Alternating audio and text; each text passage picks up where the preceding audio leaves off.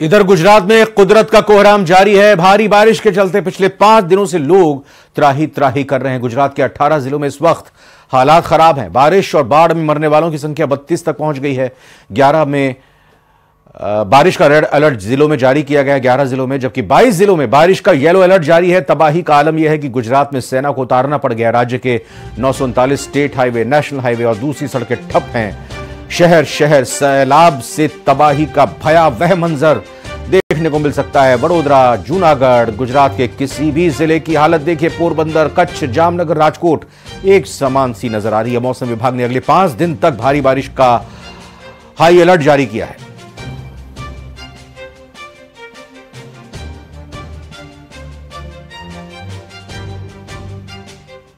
गुजरात के वडोदरा में भारी बारिश के बाद सड़कें दरिया में तब्दील हो गई हैं। चारों तरफ सिर्फ पानी ही पानी दिखाई दे रहा है। इलाके में बाढ़ का पानी भर जाने की वजह से लोगों की जनजीवन अस्त व्यस्त हो गया है। इस बीच फायर विभाग की टीम नाव की मदद से लोगों की खाद्य सामग्री पहुंचा रही है। और गुजरात में हालात बद से बदतर हैं। राज्य में नदियां डेंजर लेवल को पार कर चुकी हैं, खतरे के निशान को ऊपर क्रॉस कर चुकी हैं। गांव के गांव सैलाब में डूबे हैं। पुलों के ऊपर से पानी बह रहा है। राजकोट में पुल पार कर रही एक कार नदी में बह गई। तस्वीरें आप देख सकते हैं, नदी में यह कार बह गई। हादसे में कार सवार 3 लोगों की मौत हो गई। मामले की जानकारी लगते ही मौके पर एसडीआरएफ की टीम पहुंची, शवों को बाहर निकाला। कार में सवार एक 11 साल का बच्चा लापता भी है। इस बच्चे की तलाश की जा रही है।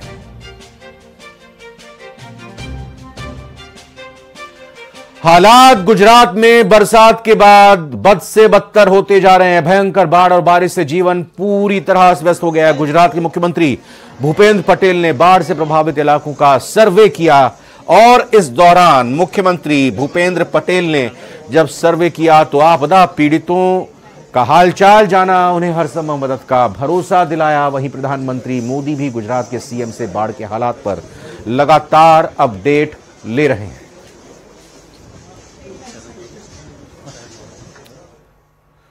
गुजरात में कुदरत का कोहराम जारी है। भारी बारिश के चलते पिछले 5 दिनों से लोग त्राहिमाम कर रहे हैं।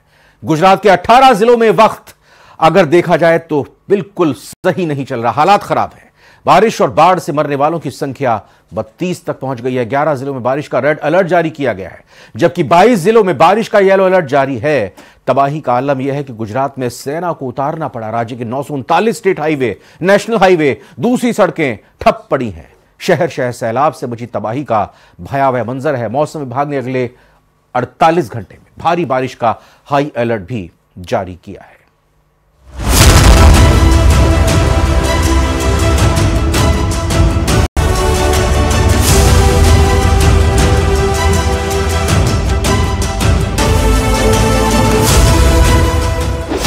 गुजरात में बादल फाड़ तबाही।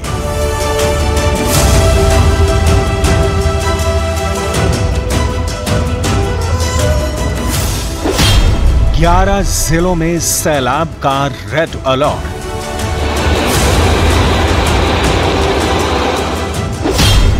अठारह जिलों में लोगों के लिए संकट बना सैलाब।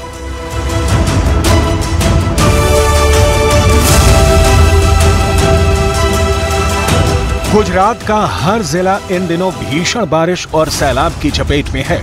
कच्छ, राजकोट, वडोदरा, द्वारका में बारिश और बाढ़ ने सबसे ज्यादा तबाही मचाई है।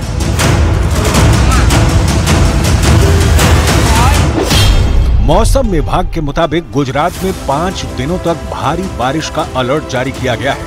18 जिलों में बारिश की वजह से हालात सबसे ज्यादा खराब हैं, तो 11 जिलों में बारिश का रेड अलर्ट जारी किया गया है, तो 22 जिलों में येलो अलर्ट है।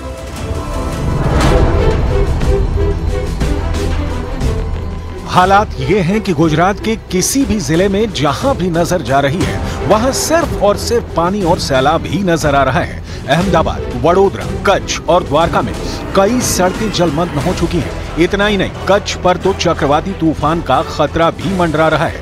ऐसे लोगों को एहतियात बरतने के निर्देश दिए गए हैं। कच्छ में हुई भारी बारिश के बाद सड़कों पर पानी भर गया है।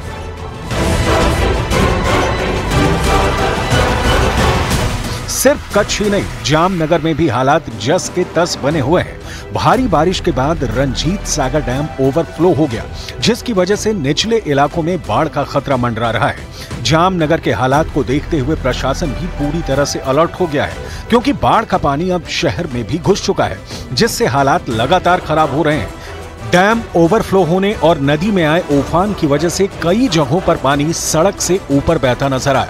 कई जगह तो पुल भी पानी में डूबे दिखाई दिए। गुजरात के पोरबंदर में भी हालात ठीक नहीं है। वहां भी नदियों में उफान की वजह से कई गांवों का संपर्क टूट गया है और पानी पुल के ऊपर से बह रहा है। और वहां सैलाब के बीच पुल पार कर रही एक कार नदी में गिर गई और इस हादसे में कार सवार समेत 3 लोगों की मौत हो गई।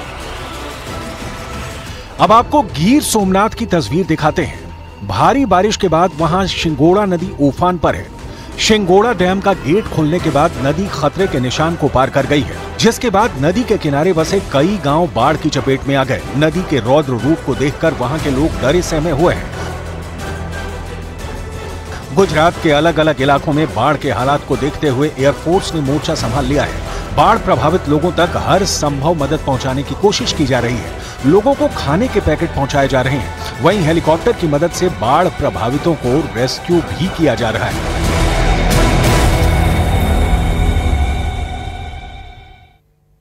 वाराणसी में गंगा का जलस्तर एक बार फिर से उफान पर है, जिसके कारण सारे घाटों पर संपर्क टूट गया है। तो वहीं वाराणसी में 60 से ज्यादा घाट जलमग्न हो गए हैं। नावों के संचालन से लेकर दाह संस्कार तक पर प्रभाव पड़ रहा है। वहीं जल पुलिस भी सतर्क है। गंगा 2 सेंटीमीटर प्रति घंटे की रफ्तार से बढ़ रही है। वहीं बढ़ते जलस्तर के कारण एक बार फिर गलियों में दाह संस्कार हो रहे हैं।